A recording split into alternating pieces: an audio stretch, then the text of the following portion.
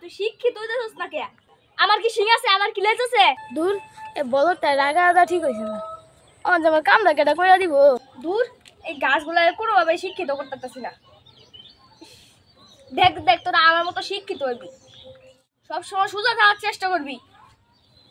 যাই আলাপটা বলদ রহিম লাগে কইরা গিয়া। কি রে রহিম তুই কি করস? দেহস না গাছরা শিক্ষিত বানাইতাছি। বুঝলাম না তুই শিক্ষিত হইতেছস না কে? সোজা থাক সোজা। তোরা তো মানুষ বলদ এমনি এমনি কনা গাছেরে বান্ধে তাইলে সে না গাছ থাকবো। নিজে বলো দেখো না, বান্দিলে না ভাঙ্গা দিত না। এই বলতে লাগে কথা কইলাম না, যেটা কই বাইছ না কইরা দেখে। এ বলো ধুইন না যা। আমার কি শিং আছে? আমার কি লেজ আছে? আমার কি বলতে মত দে যা। তুই রাগ করস কে? একটা গুরুত্বপূর্ণ আলাপ আছে, তাড়াতাড়ি হইন না যা। কি লাভ ক? জুড়ে কোন যাইতো না, আয় কানাকানি করি। লগানাখানি কর। ওই তুই না হইছে কানাকানি করবি, তে কত এবার তোর কান আর আমার কান, তুই মুখানস কে? আরে মূর্খ, আমি যদি তোর কানে নেই মুখ না নেই তাহলে তোর কান আমার কথা শুনবো কেমনে? তাহলে তুই কানাকানি করি কে?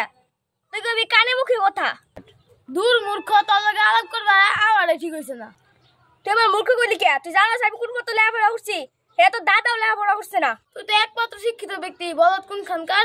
তুই আবার বলতে কইলি? তোর এত বড় সাহস? যা, তোর লগে আজকে তার আমার কোনো কথা নাই, যা। তোর লগে আমার কোনো সম্পর্ক নাই বলত। দূর এ বলদটা রাগা আদা ঠিক হইছে না। আমার কামটা কেটা কইরা দিব।